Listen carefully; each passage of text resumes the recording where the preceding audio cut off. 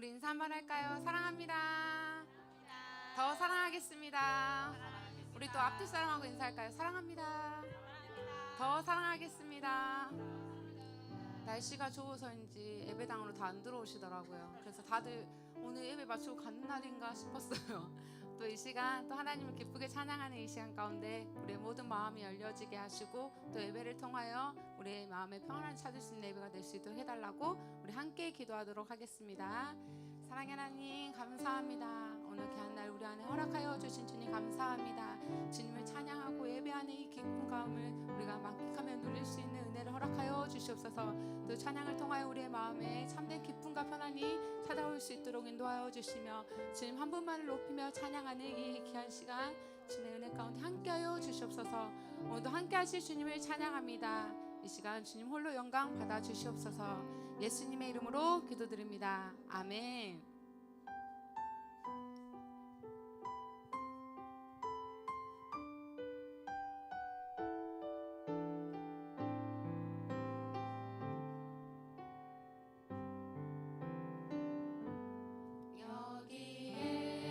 여기에 모인 우리 주의 은총 받은 자여라.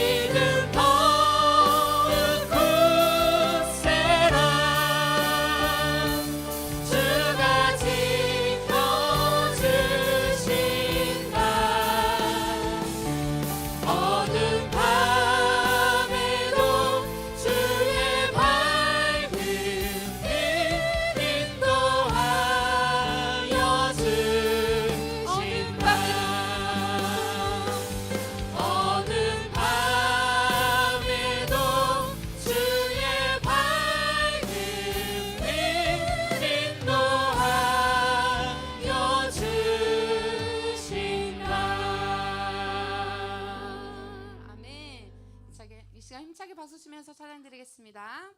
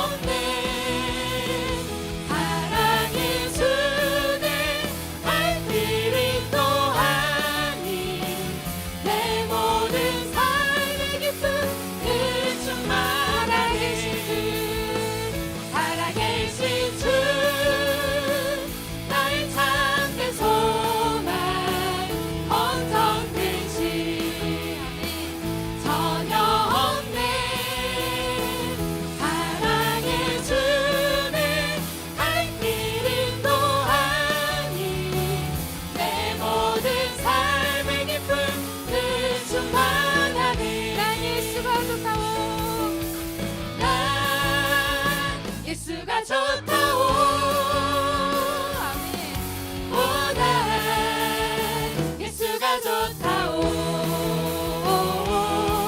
주를 사랑한다 너 베드로 고백처럼 난 예수를 사랑한다. 우리 다시 한번 고백할까요? 난 예수가 좋다오.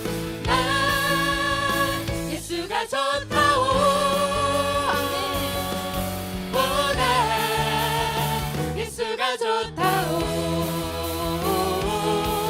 주를 사랑한다 너 베드로 고백처럼 난 예수를 사랑한다오. 많은 사람들 참된 진리를 모른 채 주님 곁을 떠나갔지만 내가 만난 주님은 참 사랑이었고 진리였고 소망이었소. 난 예수가 좋다오. 오, 난 예수가 좋다오. 주를 사랑한다 너 베드로 고백처럼 난 예수를 사랑한다오. 무거운 짐진 자 다 내게로 오라. 내가 너를 쉬게 하리라. 이 길만이 생명의 길 참 복된 길이라 항상 내게 들려주셨소. 형제 자매여 참된 행복을 찾거든 예수님을 만나보세요. 그분으로 인하여 참 평안을 얻으며 나와 같이 고백할 거요. 난 예수가 좋다오. 난 예수가 좋다오. 오, 난 예수가 좋다오. 주를 사랑한다 너 베드로 고백처럼 난 예수를 사랑한다. 우리 다시 한번 고백합시다. 난 예수가 좋다오. 난 예수가 좋다오. 오, 난 예수가 좋다오. 주를 사랑한다 너 베드로 고백처럼 난 예수를 우리 사랑한다. 마지막으로 고백합니다. 난 예수가 좋다오. 난 예수가 좋다오. 오, 난 예수가 좋다오. 주를 사랑한다 너 베드로 고백처럼 난 예수를 사랑한다오. 아멘.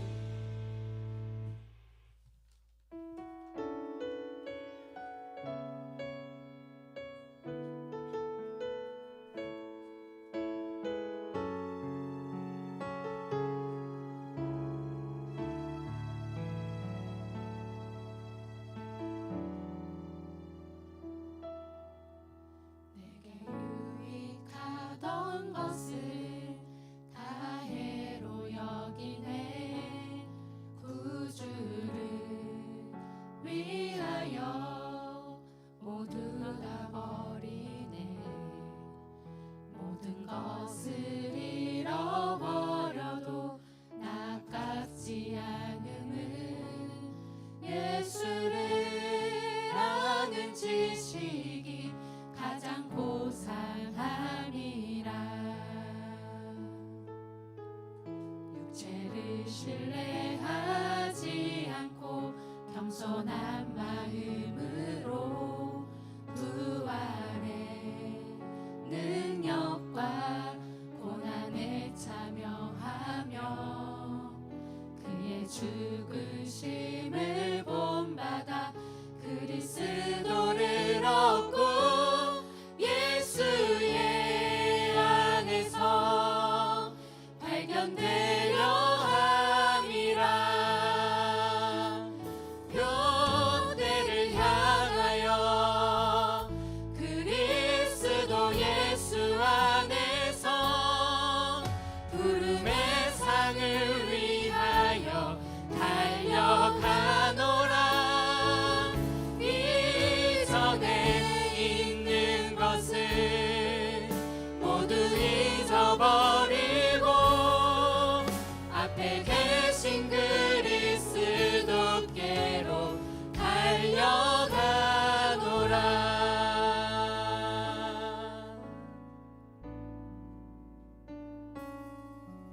내게 유익하던 것을 다 해로 여기네.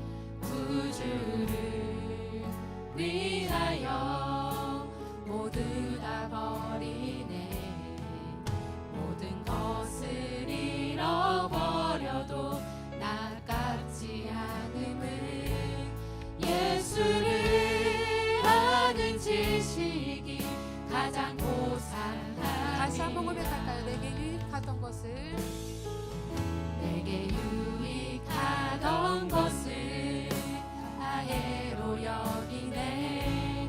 구주를 위하여 모두 다 버리네. 모든 것을 잃어버려도 나깝지 않음은 예수를 아는 지식이 가장 고상함이라. 육체를 신뢰하지 않고 육체를 신뢰하지 않고 겸손한 마음으로 부활의 능력과 고난에 참여하며 그의 죽으심을 본받아 그리스도를 얻고 예수의 안에서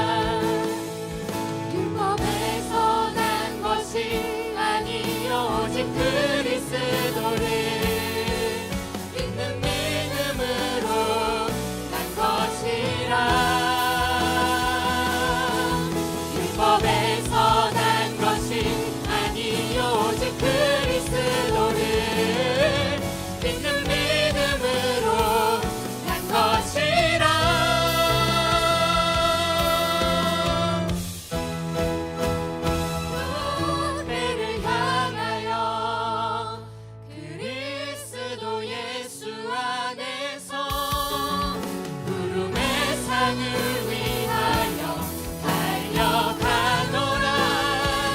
이전에 있는 것을 모두 잊어버리고 앞에 계신 그리스도께로 달려가노라. 교대를 향하여 그리스도 예수 안에서 구름의 상을 위하여 달려가노라. 이전에 있는 것을 모두 잊어버리고 앞에 계신 그리스도께로 달려가노라. 교대를 향하여 그리스도 예수 안에서 구름의 상을 위하여 달려가노라. 이전에 있는 것을 모두 잊어버리고 앞에 계신 그리스도께로 달려가노라. 우리 예배를 함께 기도하도록 하겠습니다.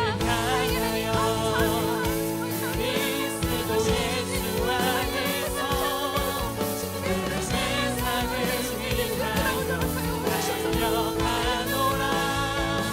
이전에 있는 것을 모두 잊어버리고 앞에 계신 그리스도께로 달려가노라. 우리를 죄악 가운데 구원하여 주신 하나님 아버지, 한 주간도 주님의 은혜로 살게 해주심에 감사드리며 주님 전에 나와 예배드릴 수 있게 해주심에 또한 감사드립니다. 하나님, 우리는 연약합니다. 사단은 나약한 우리를 끊임없이 공격하며 죄의 길로 유혹합니다. 한 주간 살아가면서 세상 것들에 더 관심을 가지며 하나님의 자녀답지 않은 생각과 말과 행동으로 살아가지 않았나 돌아보게 하시고 불순종하고 탐욕스러운 우리의 마음을 정결케 하여 주시옵소서. 이 시간 여호와께로 돌아가기를 원하니 우리 마음의 아픔, 육체의 아픔, 관계의 아픔, 영적인 아픔 다 싸매어 주시길 원합니다. 세상의 모든 근심과 걱정 모두 잊어버리고 오직 예배에만 집중하며 하나님을 영화롭게 하는 귀한 시간 되게 하여 주시옵소서. 우리의 모든 것을 아시는 주님, 그 어떤 어려운 상황도 혼자가 아닌 주님이 늘 동행하고 있음을 느낄 수 있는 시간 되게 하여 주시옵소서. 우리는 다 같은 하나님의 자녀요 형제자매이니 우리 교회 안에서 미움, 시기, 질투가 없게 하시고 누군가를 비방하기 전에 먼저 나를 돌아보며 정죄하지 않게 하시고 하나님이 우리를 사랑한 것처럼 서로가 서로를 사랑하고 존중하며 서로를 위해 기도하며 사랑의 말만 넘치게 하여 주시옵소서. 가을은 추수의 계절입니다. 여러 가지 사유로 경제적인 어려움이 있을 수 있으나 그럴 때일수록 모든 성도들이 성령님의 임재하심을 체험케 하시고 귀한 열매로 주님의 전을 더욱 풍성하게 채워 주님께 영광 돌릴 수 있는 믿음을 주시옵소서. 담임 목사님 부재 가운데 큰 어려움 없이 각자의 자리에서 봉사와 헌신으로 맡은 직분 잘 감당케 해주심에 감사드리며 특별히 여러모로 고생하신 이창범 목사님과 가정의 은혜를 더하여 주시고 주의 종으로 크게 사용해 주시옵소서.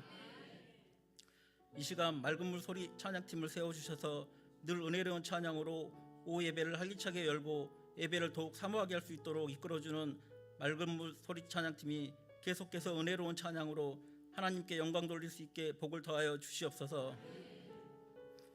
하나님의 뜻 가운데 김영산 담임 목사님을 보내주심에 감사드리며 목사님을 통해 우리 교회에 새로운 비전을 주셔서 우리 교회가 온전히 하나님의 영광을 드러내며 이 지역에서 빛과 소금의 역할을 잘 감당하며 크게 쓰임받는 교회가 되게 하여 주시옵소서. 세상 사람들에게 잘 보이는 교회가 아닌 하나님이 보시기에 좋은 교회 되게 하시고 성도 한 분 한 분이 영적으로 잘 성장하여 하나님의 계획하심에 따라 창대하게 번성하며 변화되기를 기대합니다. 이 시간 하나님 말씀 전해주실 목사님 주님의 손으로 붙들어 주시고 하나님 말씀 선포하실 때 말씀을 듣는 우리가 마음의 문을 활짝 열고 말씀을 받아 깨닫고 은혜를 체험할 수 있도록 해주시옵소서. 새롭게 시작되는 한 주간도 예수님의 말씀을 굳게 붙잡고 승리하게 하여 주실 것을 믿사오며 언제나 예수님 안에서 구원의 기쁨과 은혜를 누리게 해주시는 예수님의 이름으로 기도드립니다. 아멘.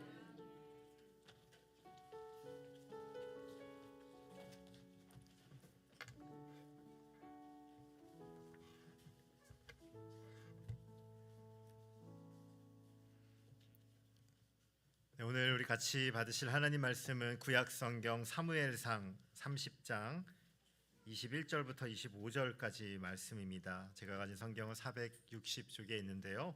구약 성경 사무엘상 30장 21절로 25절까지 말씀입니다.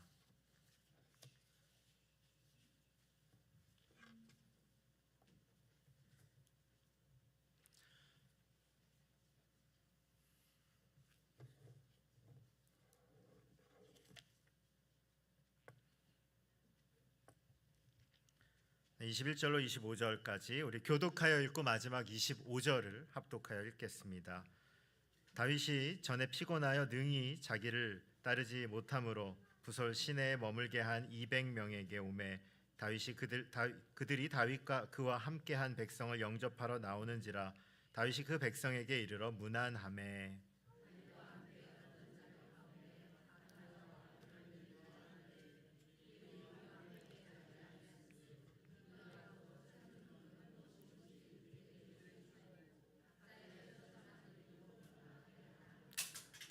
다윗이 이르되 나의 형제들이여 여호와께서 우리를 보호하시고 우리를 치러 온 그 군대를 우리 손에 넘기셨은즉 그가 우리에게 주신 것을 너희가 이같이 못하리라.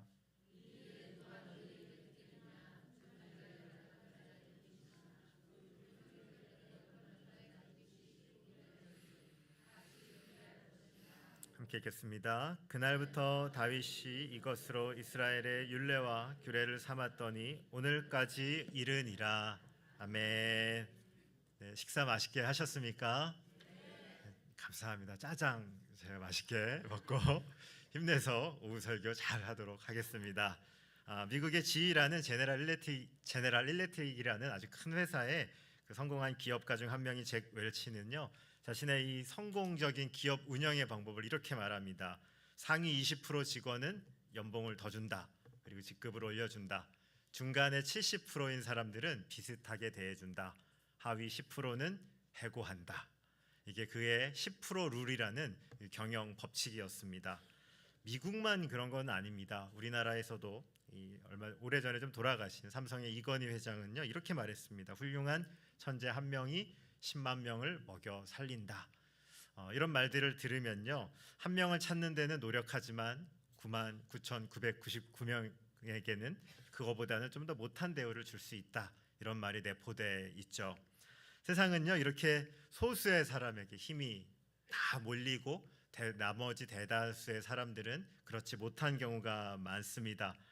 8대 2의 원리라고도 말합니다. 20%가 80%를 움직인다. 이게 세상이 말하는 원리고 세상의 조직 방법이기도 합니다. 아이들도요 이런 것들을 잘 알고 있습니다. 성도님들 제가 교육 전도사 시절에 가출한 아이들을 찾아가기도 하고 또 아이들이 찾아오기도 합니다. 아이들이 왜 찾아옵니까? 뭐 달라고요? 뭐 해달라고요? 밥 사달라고 오고 뭐 돈도 좀 달라고 오고 아이들이 모으는 거죠. 막 사줍니다. 밥도 사주고 아이스크림도 사주고. 제가 잊을 수 없는 대화가 있습니다. 한 14, 15년 전 일인데 아이가 물었어요. 너 밥 사주면서 너 저녁에 어디 갈 거니? 물었습니다. 가출한 아이한테. 걔가 이래요. 목사님 학원 가요. 너 가출했잖아. 그랬더니 그 말이 아주 뭐라냐면요. 근데 목사님 내신 신경 써야 돼요. 너 가출한 거 아니야? 집에는 가출했는데 학원은 가서 공부는 해서 가야 된다는 거죠. 야, 저는요 좀 불쌍한 마음이 들었어요. 아니 한 번 정도는 할 수 있잖아요. 그래도 일탈도 할 수 있고 좀 속상하면 이럴 수도 있는데 그 가출도 가출이 아닌 거예요. 가출을 해도 학원은 가서 시험은 잘 봐야 된다. 그 얼마나 불쌍해요. 그 애들이요 벌써부터 거기에 눌려서 살고 있는 거죠. 온통 경쟁 속에 삽니다. 세상이요. 아이들 어린 시절부터 경쟁, 어른들도 경쟁, 다 경쟁에 사니까요. 우리가 마음을 둘 곳이 없는 것이죠. 마음이 다 상해 있다는 것입니다. 이게 하나님이 처음 만드셨던 이 하나님 나라의 원리인가? 저는 아니라고 생각합니다. 오늘 본문을 보면요, 이 다윗 공동체를 통해서 하나님 나라의 통치 원리, 하나님이 원래 생각하셨던 이 나라의 원리를 우리가 좀 엿볼 수가 있습니다. 그리고 이거를 조금 더 살피면요, 오늘날 교회의 원리, 교회는 어떠한 곳인가에 대한 가르침도 우리가 함께 받을 수 있는데요. 오늘 우리 말씀을 통해서 이러한 원리들을 좀 가슴에 품고 우리 교회와 우리 성도님들이 있는 그 가정에서는 우리 하나님의 통치 원리대로 우리가 한번 살아보는 그런 귀한 일들이 있기를 소망합니다. 우리 구약 이스라엘을 대표하는 가장 중요한 두 명의 인물을 꼽자면요, 한 명은 아브라함이고 한 명은 다윗이라고 말할 수 있습니다. 어떻게 알 수 있습니까? 우리 마태복음 1장에 보시면 우리 예수님 족보가 나오는데 누구와 누구의 자손? 아브라함과 다윗의 자손 예수 그리스도의 계보라. 네, 가장 중요한 두 명입니다. 아브라함은요, 이 구약 이스라엘 백성에게 있어서 뭘 상징하냐면 씨를 상징합니다. 이 자손을 상징합니다. 민족의 아버지. 아브라함으로부터 그 이스라엘이라는 국가가 탄생이 되는 거죠. 그럼 다윗은 무엇을 상징하는가? 다윗은 왕권을 상징합니다. 하나님 마음에 가장 합한 왕. 물론 다윗도 실수가 있고 연약함이 분명히 있습니다. 하지만 그럼에도 그가 하나님을 따르고 하나님을 예배하고 하나님을 붙잡을 때 하나님께서는요, 왕권의 상징으로 다윗을 기억하시죠. 그래서 자손과 왕권에 그 합쳐서 그리스도가 오셨다. 이 마태복음 1장에 그 족보에 그 아브라함과 다윗의 이름이 올라간 겁니다. 오늘 본문의 배경은 이런 것이에요. 다윗이 자기를 질투해서 죽이려던 사울을 피해 도망칠 때입니다. 이 블레셋 땅 가드로 이제 다윗이 피하게 되는데, 이 가드 왕 아기스에 의해서 피난처로 시글락이라는 땅을 이제 좀 허락받습니다. 그런데 이 블레셋과 이스라엘의 전쟁이 그때 펼쳐진 거예요. 다윗이 참 난처합니다. 왜냐하면 이 블레셋에 지금 도움을 받고 있는데 이 전투에 참가하면 지금 누구랑 싸워야 된다는 거예요? 이스라엘의 용병으로, 이제 블레셋 용병으로 가서 이스라엘 사람들하고 싸워야 돼요. 모국이잖아요. 어떻게 이 자식 가족들과 이 창을 들고 싸울 수 있겠습니까? 그런데 안 싸우러 나가면 또 미움받는 거죠. 그럼 지금 자기는 망명자 신세인데 갈 데가 없는 겁니다. 어쩔 수 없이 전쟁을 해야 될까 봐 이제 나가고 있는데, 하나님께서 이런 다윗의 상황을 아시고 이 블레셋 지도자들의 마음을 닫아요. 다른 그 지도자들이 다윗이 참가하면 안 된다, 배신하면 또 어떡하냐 이래서 전쟁하러 가다가 이제 전쟁에서 허가를 금지받고 돌아가게 됩니다. 하나님께서요, 다윗을 이스라엘의 왕으로 세우려는 계획이 있었던 거죠. 지금 가가지고 이스라엘에 칼을 들이댔으면 다윗이 훗날 이스라엘 왕이 됐겠어요? 못 되는 거죠. 그래서 다윗이 이제 돌아가는 것까지는 좋은데 이제 문제가 하나 일어납니다. 본문 사무엘상 30절 1절부터 2절을 제가 한번 읽어드릴게요. 다윗과 그의 사람들이 사흘 만에 시글락에 이른 때에 아말렉 사람들이 이미 네겝과 시글락을 침노하였는데 그들이 시글락을 쳐서 불사르고 거기에 있는 젊거나 늙은 여인들은 한 사람도 죽이지 아니하고 다 사로잡아 끌고 자기 길을 갔더라. 이게 어떤 상황이냐면 다윗과 그의 군대가 자리를 비운 사이에 아말렉 사람들이 와서 여자들과 아이들을 다 뺏어간 겁니다. 지금 다윗도 그렇고 남자들이 다 없는 틈을 타서 여인들은 다 데리고 이제 포로로 잡아간 거죠. 다윗의 아내도 잡혀갑니다. 이게 굉장히 충격을 받는 거예요. 남자들이 집에 돌아왔는데 여자들이 다 없습니다. 어떤 일이죠 이거? 심각한 일이죠. 네. 아무 일도 지금 일어나지 않는 겁니다. 굉장히 위기를 느끼고 있는 겁니다. 그래서 이 이스라엘 백성들이 울기 시작합니다. 심지어 충격이 얼마나 컸는지 돌을 들어가지고 다윗을 막 공격하려고 그래요. 그만큼 마음이 상해 있는 겁니다. 그 절망적인 상황에서 다윗이 하나님께 기도하고 하나님께서 마음을 주세요. 추격하면 이길 수 있다. 그래서 이 600명과 함께 전쟁에 나서는 것이 본문의 배경입니다. 이 9절부터 10절 말씀을 제가 한 번 더 읽어드릴게요. 이에 다윗과 또 그와 함께 한 600명이 가서 부솔 시내에 이르러 뒤떨어진 자를 거기 머물게 했으되 곧 피곤하여 부솔 시내를 건너지 못하는 200명을 머물게 하고 다윗은 400명을 거느리고 쫓아가니라. 이게 어떤 일이냐면요, 이제 600명을 데리고 전투를 하러 가는데 이제 이 부솔 시내에서 시글락이요 대략 15km가 떨어져 있습니다. 성도님들 15km 정도 걸으시면 피곤하실까요? 안 피곤하실까요? 다 다르겠죠. 15km 정도는 뭐 금방 가는데 이럴 수 있는데 어떤 분한테는 15km가 만만치 않은 거죠. 600명이 15km를 가다가 이 부솔 지역이라는 곳의 지도를 살펴봤는데 굉장히 지형이 험해요. 우리로 말하면 이 평탄한 이 평지가 아니라 굉장히 힘든 곳입니다. 여기에 가다가 너무너무 지쳐버린 거예요. 그래서 낙오하는 사람들이 생깁니다. 600명이 출발했는데 몇 명이 못 가냐면요, 3분의 1인 200명이 중간에서 낙오합니다. 그래서 지친 자들을 남겨두고 400명이 가서 전쟁을 합니다. 그리고 이 전쟁에서 승리하게 되는 것이 이 배경이죠. 18절부터 20절도 제가 한 번 더 읽어드릴게요. 다윗이 아말렉 사람들이 빼앗아 갔던 모든 것을 도로 찾고 그의 두 아내를 구원하였고 그들이 약탈하였던 것 곧 무리의 자녀들이나 빼앗았던 것을 크고 작은 것을 막론하고 아무것도 잃은 것이 없이 모두 다윗이 도로 찾아왔고 다윗이 또 양떼와 소떼를 다 되찾았더니 무리가 그 가축들을 앞에 몰고 가며 이르되 이는 다윗의 전리품이라 하였더라. 네, 더 큰 은혜를 주십니다. 하나님께서요 더 많은 것들을 얻어오게 하십니다. 그런데 여기에서부터 하나님 공동체의 특징이 나타나는데 21절도 제가 한 번 더 읽어드릴게요. 다윗이 전에 피곤하여 능히 자기를 따르지 못함으로 부솔 시내에서 머물게 한 200명에게 오매 그들이 다윗과 그와 함께한 백성을 영접하러 나오는지라 다윗이 그 백성에게 이르러 문안하매. 이게 어떤 장면이냐면 이제 전쟁 끝나고 돌아가는데요, 아까 200명 낙오했던 사람들하고 다시 만나는 겁니다. 성도님들 낙오해 보셨습니까? 실패하고 절망했는데 이긴 사람들이 오는 거예요. 하위권의 특징이 있습니다. 어깨에 힘이 들어가요, 못 들어가요? 못 들어가는 거죠. 자기 전투도 못하고 지금 전쟁도 참가 못했는데 그 나머지 400명이 오는데 거기 어떻게 해요? 여기 보면요 슬픈 장면이, 왜냐하면 아내들도 찾아오고 아이들도 찾아오는데 나가가지고 한번 힘차게 껴안아 주지도 못하는 거예요. 자기 전쟁을 못했으니까 주눅 들어 있는 겁니다. 이 22절을 보면 나고자 200명을 향한 불평이 나옵니다. 우리 한번 여긴 같이 읽어볼까요? 함께 읽겠습니다. 시작. 다윗과 함께 갔던 자들 가운데 악한 자와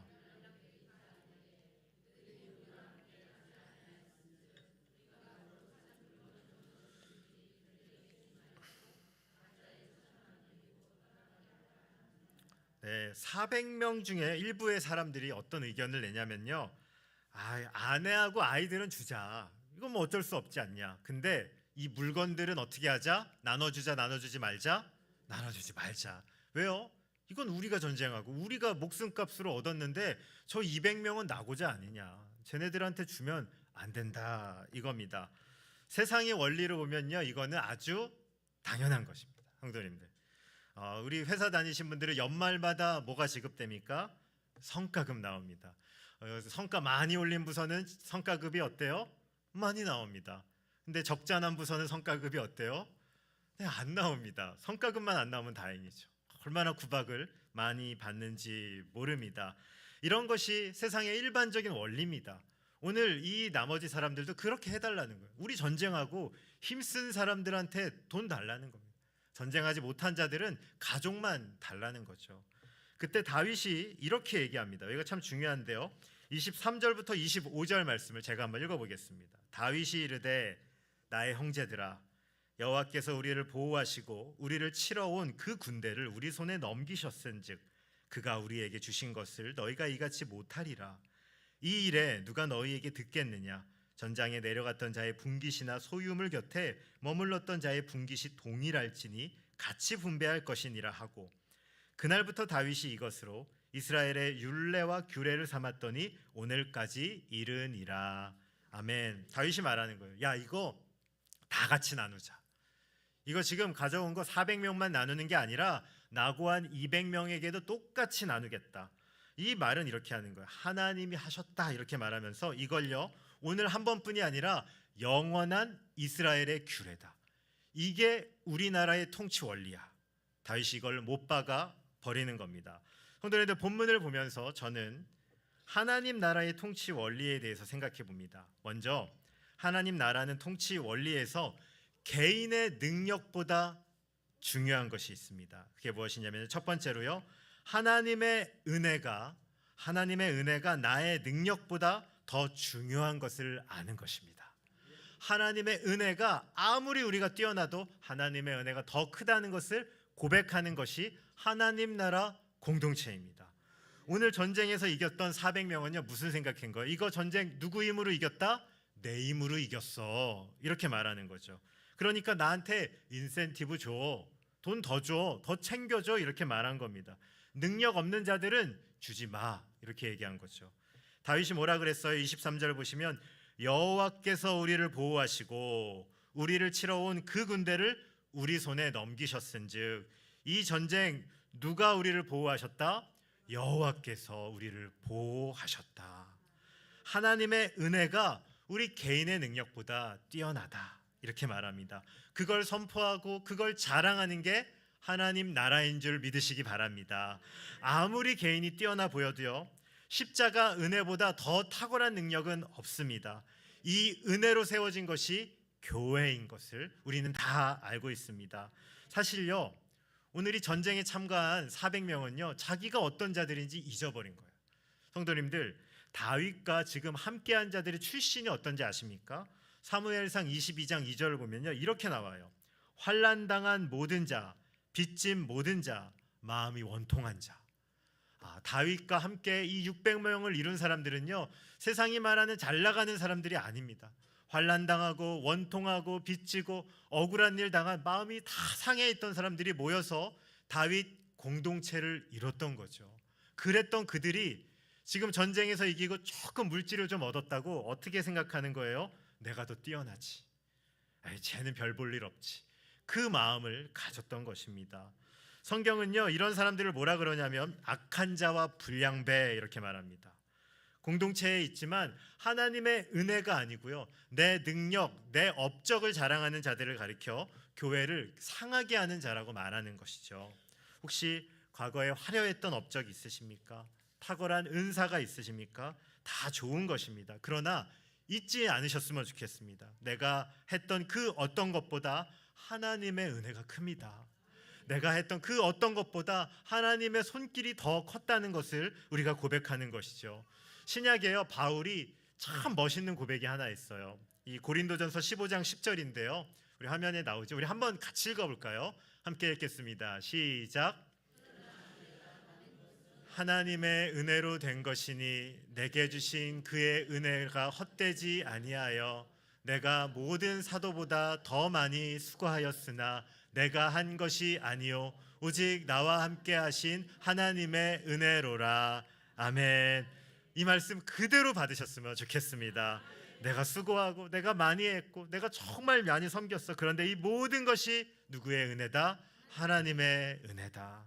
성도님들, 정말 눈물 나는 고백 아닙니까? 내가 많은 것들을 했지만 내가 잘나서 한 거 아니고 하나님이 부르셨고 하나님이 세워주셨어. 이렇게 고백하는 것이죠. 오늘 우리가요, 매일마다 이 고백, 하나님의 은혜다, 하나님이 나를 여기 세워주셨다, 이것을 자랑하고 이것을 붙잡고 이것을 기억하며 우리 신앙생활 하는 우리 모두 되시길 주님의 이름으로 소원합니다. 우리 두 번째 기억할 것은 이건데요, 하나님 나라의 통치 원리는요, 하나님이 부르신 우리가 하나라는 것입니다. 오늘 낙오했던 자나 낙오하지 않은 자나 사실 다윗이 같이 나누자고 했던데 중요한 이 원리가 있어요. 우리가 하나라는 것이에요. 고린도전서에는요, 이렇게 기록되어 있습니다. 몸은 하나인데 많은 지체가 있고 몸에 지체가 많으나 한 몸인 것과 같이 하나로 묶여 있다는 것입니다. 고린도전서 12장 22절. 그뿐 아니라 더 약하게 보이는 몸의 지체가 도리어 요긴하고, 약하고 정말로 연약한 지체가 있는데요, 정말 신비한 게 있어요. 그 지체가 할 수 있는 일이 있답니다. 그리고 26절. 만일 한 지체가 고통을 받으면 모든 지체가 함께 고통을 받고 한 지체가 영광을 얻으면 모든 지체가 함께 즐거워하느니라. 하나님께서는요, 이 공동체, 하나님의 공동체, 이 교회를 중요하게 여기십니다. 아담과 하와의 범죄로 한 사람의 범죄가 모든 인류에게 영향을 주셨다면 마지막 아담이신 그리스도 예수의 십자가 죽음을 믿는 자들을 한 몸으로 불러 주셨습니다. 한 몸이라는 것을 우리가 기억하셔야 돼요. 성도님들, 때로는요 우리가 강할 수 있습니다. 그러나 우리도 200명이 될 수 있어요. 내가 항상 전투할 수 있을 거라 생각하지만 때로는요 내가 낙오한 200명 될 수 있다는 겁니다. 예전에는 부솔 시내 건너는 거 아무 일도 아니었던 분이 있습니다. 전쟁하면 맨 앞에 서서 열심히 싸울 수 있습니다. 그러나 계속 전쟁하다가 때로는 몸이 아플 때 있습니다. 영적으로 지칠 때 있습니다. 내가 항상 400명이 아니라 200명에 들어갈 수 있다는 거죠. 그때 어떻게 살아야 되는지 아십니까? 400명이 가지고 온 그 영적인 전리품을 함께 누리는 거예요. 그리고 그 힘을 공급받는 겁니다. 그때요 몸을 통해 신비한 일이 일어나는 거예요.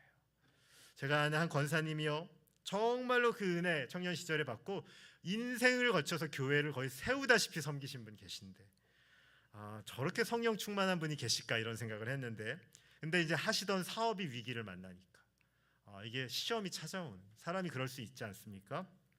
영적인 침체를 만납니다. 너무너무 많이 지쳐요. 너무 탈진해 버리신 거죠. 근데 그 남편분이 참 지혜로우세요. 거의 교회를 떠나가려고 했었던 만큼 지쳐 있었는데 그 권사님에게 뭘 시켰냐면 딴 건 아무것도 하지 마. 식당에서 밥만 퍼. 밥만 푸게 했습니다. 그래서요 그 전에는 뭐 교회 교사 섬김이 새가족 뭐 다 하시던 분이 아무것도 안 하고 주일날 와서 밥만 푸셨다고 합니다. 정말 딱 그 교회는 밥만 퍼도 됐어요. 우리는 뭐 밥만 푸면 안 되지 않습니까? 할 일이 많은데 정말 딱 밥만 푸면 되는 거예요. 근데 그렇게 밥을 1년 푸고 2년 푸고 이렇게 몇 년을 밥을 푸다 보니까 이렇게 뭔가 영적으로 회복되는 걸 이렇게 느끼신 거죠. 오늘도 이렇게 밥하고 김이 모락모락 나는 거 맡으시면 기분 어떠세요? 불쾌하신가요? 기분 좋으시지 않으세요? 뭐라뭐라다. 오늘도 이렇게 식당에서 밥 기다릴 때 오늘은 뭘까? 뭐 또 고기 냄새 나면 괜히 기분 더 좋고 뭐 이러지 않습니까? 식사하러 오실 때 사람들이 또 얼굴이 밝아요. 밝고 오늘은 뭔가 뭐 이러면서 기대하는 얼굴을 몇 년 보시니까 이분이 그냥 계속적으로 그렇게 영적으로 다 죽어 있는 줄 알았는데 힘이 조금씩 나는 마치 삼손이 잘렸던 머리털이 다시 나는 것처럼 그 노예처럼 팔려갔던 삼손이 다시 서서히 났던 것처럼 기운이 나더랍니다. 그리고 몸 안에 있으니까 또 뭐가 있어요? 말씀을 듣잖아요. 예배하잖아요. 하나님의 말씀이 들리니까 밥처럼 계속적으로 그걸 먹으니까 어느 순간 돌아봤더니 기운이 회복되어 있었다는 겁니다. 저 안에 사랑하는 우리 성만교회 성도님들, 교회가 예수 그리스도의 머리로 한 몸으로 우리를 부르셨습니다. 옆에 있는 분이 죄를 짓잖아요. 성경을 보면 무서운 게 있는데요. 내가 죄 짓는 게 옆에 있는 사람에게 영향을 줍니까 안 줍니까? 준다는 겁니다. 한 몸이기 때문에 내가 은혜를 받으면 그 은혜가 전해지고 내가 영적으로 침체하면요 그 은혜가 또 침체한 것이 전달되는 겁니다. 저는 이 오후 예배 시간이 가장 무섭습니다. 왠지 아십니까? 졸리거든요. 식사하시고. 그래서 제가 깨달은 게 있어요. 지난번 교회도 청년 사역이었는데 2시에 예배였습니다. 안 졸라고 제가 별걸 다 했습니다. 2시에는요. 오전에는 좀 집중력이 있는데 오후에는 조금 많이 드시면 좀 졸릴 수도 있어요. 근데 이상하게 제가 깨달은 원리가 있어요. 크게 조는 분이 계시잖아요. 그 옆에 분은 덩달아 졸린다 안 졸린다? 졸려요. 제가 앞에서 보면 뭔가 바이러스가 있는 것 같아요. 한 분이 졸면 괜히 졸려요. 그러니까 나만 조는 게 아니라 옆에 분도 잠에 들어가는. 근데 또 어떤 신비가 있냐면요. 괜히 예배도 하기 전에 옆에 계신 분이 막 찬송할 때 울고 찬송하고 계시잖아요. 그럼 긴장돼요. 뭔가 있나 보다. 더 긴장하고 예배를 하게 되는 거죠. 왜냐하면 우리가 한 몸으로 묶여 있거든요. 내가 영적으로 풍성하고 은혜 받고 내가 생명을 얻고 있으면요. 그 은혜가 신비하게 전해지는 것입니다. 한 몸이기 때문에 이런 일이 일어나는 거죠. 오늘 교회 다니면서 슬픈 게 있는데요. 방관자처럼 다니는 거예요. 가장 슬픈 겁니다. 사람들이 큰 교회를 나가는데요. 많은 이유 중에 하나가 뭐냐면요. 편하게 다니려고요. 그냥 주일날 딱 1시간 예배하고 그냥 오는 거예요. 11시 가서 예배하고 딱 옵니다. 심지어 이런 일도 있어요. 10년 동안 그 교회를 다녔는데 아무도 모르고 나중에 직장 몇 년 다니다가 너 어느 교회 다녀? 나도 거기 다닌대. 나도 그 교회인데. 몇 년을 같이 생활하고 직장을 같이 다녔는데 교회 다니는 것도 몰랐다는 겁니다. 이게 얼마나 참 슬픈 일이 아니겠습니까? 요즘에 다 그런 거죠. 사생활, 내 개인 생활 넘어오지 마. 신앙생활 그렇게 하려고 합니다. 이건요 교회 같지가 않은 거죠. 영화관, 콘서트장 가는 것처럼 신앙생활 할 때 있습니다. 그러면요 하나님이 이 교회 안에 주신 큰 복 하나를 놓치는 거죠. 이 한 몸으로 주신 그 주님의 귀한 은혜를 놓치며 사는 겁니다. 성도는요 교회에 붙어 있어야 됩니다. 교회에 붙어 있어야 됩니다. 그게 우리의 힘이고 우리의 능력이고 우리의 영적인 건강임을 아시고 교회 사랑하는 우리 모두 되시길 주님의 이름으로 소원합니다.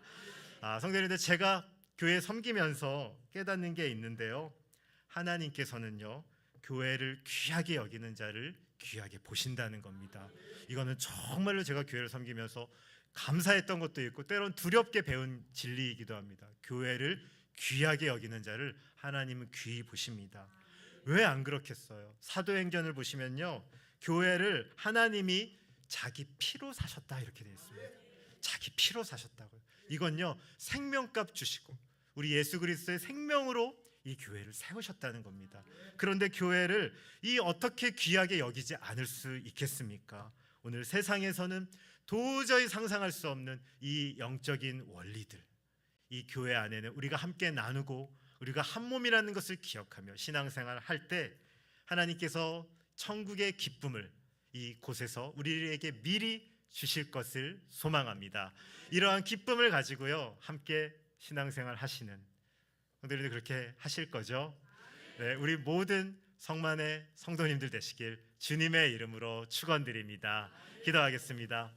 하나님 아버지 감사합니다. 이 병들고 아프고 치열한 경쟁 가운데 치닫는 세상 가운데 우리를 예수 그리스도의 생명값으로 사시고 하나님께서 우리를 교회로 불러주셨습니다. 하나님, 이 교회는요 우리의 은혜가, 하나님의 은혜가 내 능력보다 큰 것을 아는 곳입니다. 그리고 교회는 우리가 한 몸인 것을 붙잡고 신앙생활 하는 것입니다. 하나님이 교회를 귀하게 여기게 하여 주시옵소서. 예수 그리스도 그분의 핏값으로 사신 이 교회를 귀하게 여길 때, 우리가 이 몸에 붙어 있을 때 우리 안에 큰 일을 이루시고 만져주시고 위로해 주시는 하나님의 능력을 경험하는 모든 성도님들 되게 하여 주시옵소서. 우리 주 예수 그리스도의 은혜와 하나님의 사랑과 성령님의 역사하심이 자기 피로 사신 이 교회 안에 이제 우리가 한 몸임을 알고 우리가 서로 사랑하며 이 주님의 일하심을 기대하며 나가기 원하는 이곳에 모여있는 모든 주의 자녀들에게 지금으로부터 영원까지 함께 있을지어다.